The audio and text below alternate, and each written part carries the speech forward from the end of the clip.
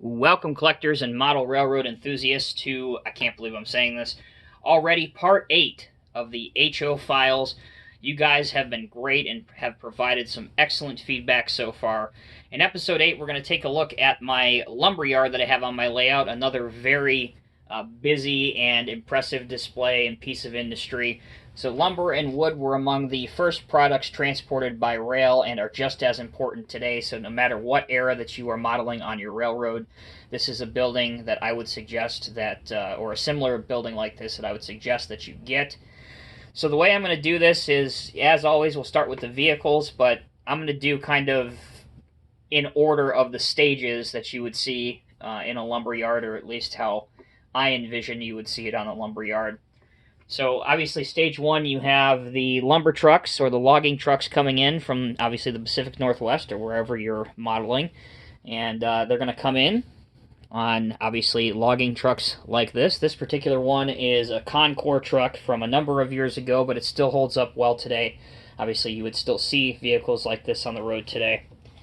It is mostly plastic, but it has a lot of detail on it, including your headache rack on the back of the truck, mirrors that need to be affixed to it when you are done assembling it, and obviously you have your log bunks back there on the trailer as well as on the front part of the tractor. And this particular one on the door reads C. Miller Incorporated Wood Transport Products out of Portland, Oregon. So again, a very realistic looking Peterbilt tractor there as well. So you'd have the wood coming in on the trucks first. Then I have this Diecast Masters Cat 972M wheel loader that's designed to take the wood off of the truck. And this is obviously one in a milliard arrangement. So you have the wood being taken off. And then right over here on the side entrance of the building, this is where the wheel loaders go and deposit the wood over here. Where another machine, this is a Volvo 150C, this is by Karama, I believe, another milliard logging machine. So this takes the fresh wood from the bush, obviously, and sorts it, and then loads it into the side of the building, where obviously the milliard inside would then sort them, clean them, cut them to size, and obviously they turn into 2x4s or whatever size wood that they need. So that is kind of the beginning steps of how the wood gets from the forest to the truck, from the truck off of the truck, and then into the mill. So once it's in the mill, once it's been cut, organized, it then comes out of the mill over here, and this cut into different sizes. And this is a kit by Atlas. It's called the Stacked Mill Lumber, and they don't come painted or anything. As a matter of fact, they all come in this color. This is what it looks like when they're still attached to the plastic spruce, so you have to cut them out, paint them, do all that kind of fun stuff. But what's really cool is they're all different sizes, as you can see. Different sizes, different lengths, so that you can do really whatever you want to them. And what I've seen in the real world is that most logging mills will paint the end of the logs in a certain color. I chose this forest-looking green color.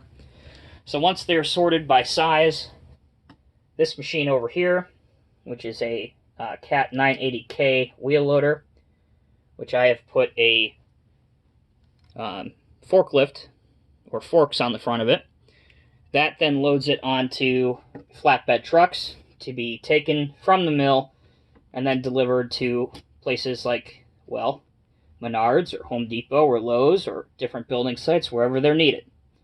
The tractor is a Woodland Scenics International 7600 tractor. You've seen this truck many, many times before.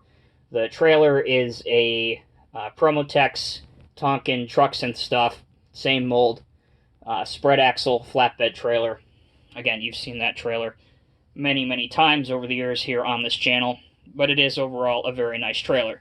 So that goes and shows you kind of how I envision the natural process of how the wood comes in from the forest, how it gets transported here, dropped off, sorted, goes through the mill, then gets sorted by size, and then transported onto the trucks and driven away from the mill. Another machine here that I have on site is probably the most interesting because it is a custom. The basic machine is, or the basic model that was used, is a Diecast Masters Caterpillar 320 DL hydraulic excavator.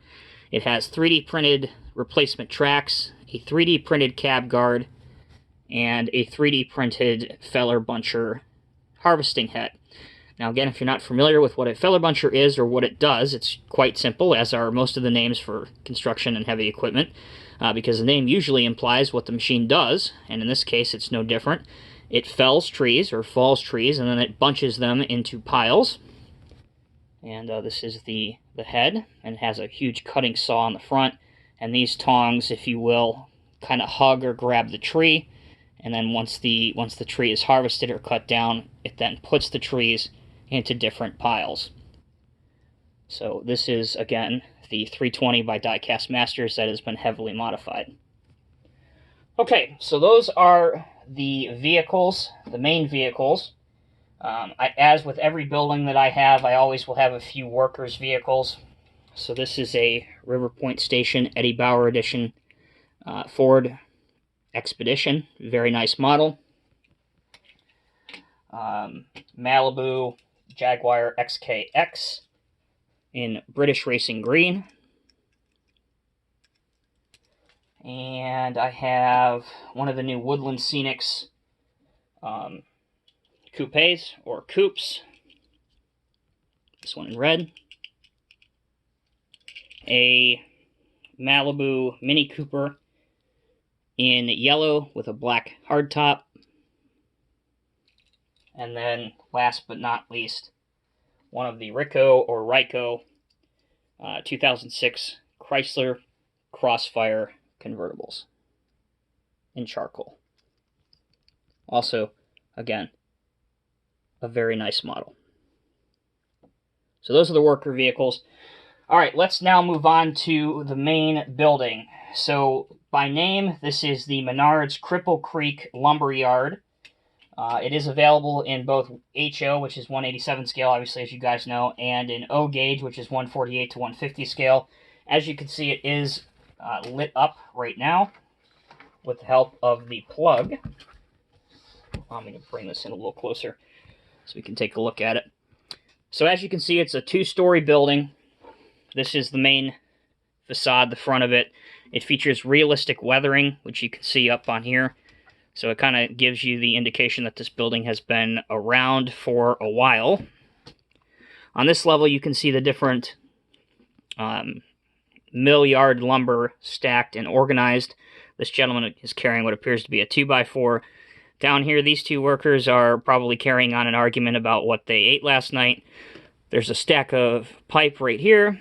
Again, some wood down on this level. A red dolly. As with every Menards building, you will see Jack the German Shepherd somewhere on every building. And some more wood over here.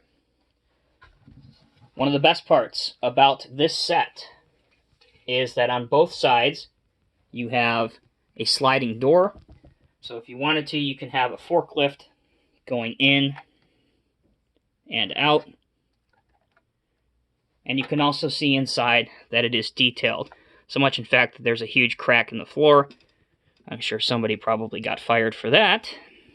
And over here, you can see some black barrels.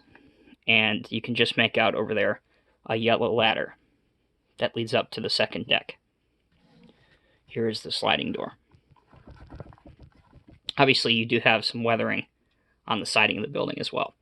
The sign reads, Cripple Creek Lumber and Hardware, established in 1863.